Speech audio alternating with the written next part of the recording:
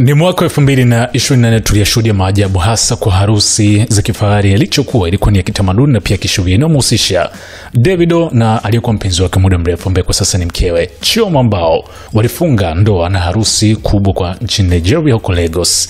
Sasa nilikupatia taarifa mwezi uliopita kuwa wawili hao tayari wamekwisha kudhibitisha mwezi wa Agosti wanakuja kufanya harusi ya tatu, yani baada ya kwanza kitamaduni na ya kisheria. Sasa inayofuata inaitwa white wedding, na kitu kikubwa ni kuwa inafanyika nchini Marekani, si tena Nigeria. Hii inafanyika Miami, Marekani, eneo ambalo wazazi wake ama naye pia ndiko ambako alizaliwa. So ndio sehemu ambayo inaenda kuwa na mamlaka ya kuhosti white wedding. Davido mwezi uliopita kwenye moja ya Insta story yake alisha video inamuonesha akiwa na Chioma, ni mkewe, na kisha kusema kwamba mwezi Agosti inabidi ufike haraka, na hii ndio ilikuwa imethibitishwa kwa mara ya kwanza kuwa mwezi Agosti harusi ya tatu inahusisha wawili hawa itafanyika. Sasa kuchochea moto ukiwa ni mwezi mmoja tumesalia, dada wa Davido kupitia kwenye ukurasa wa Instagram aitwa Sharon Ademefan alithibitisha kuwa wapo katika mipango ya kuhakikisha wanalifanikisha swala hilo. Ni video ambayo inamuonesha kwa yeye pamoja na Chioma, yani mawifi, na hapo kwa napanga sasa mipango ya aina ya vyakula, seti, lakini pia mavazi, na wakiweka mipango mbalimbali kuhusiana na tukio husika ambalo litafanyika mwezi unaofuata.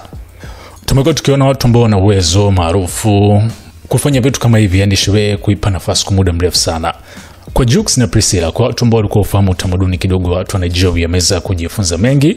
And upande wa Davido, kile ambacho alikifanya kwa mwaka 2024 kilikuwa ni kikubwa sana. So kama ambavyo aliahidi ya kuwa bado hawajamaliza swala hili, mwezi Agosti ndio wanafikisha tamati ya harusi ya tatu.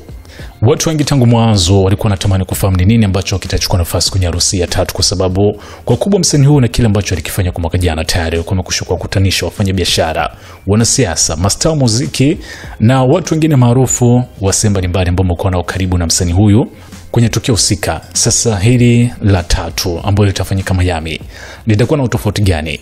Na je, litakuwa na hadhi ya juu? Na ukizingatia kwa nchini Nigeria Priscilla na Jux waliweza kuchukua nafasi ama kuweka rekodi kwa mwaka 2025.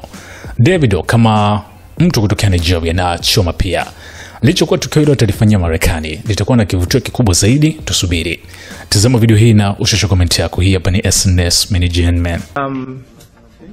Yeah, we're tasting and then we're also picking some calories and stuff. So, okay, so this is just an option of how they can display the Caribbean section.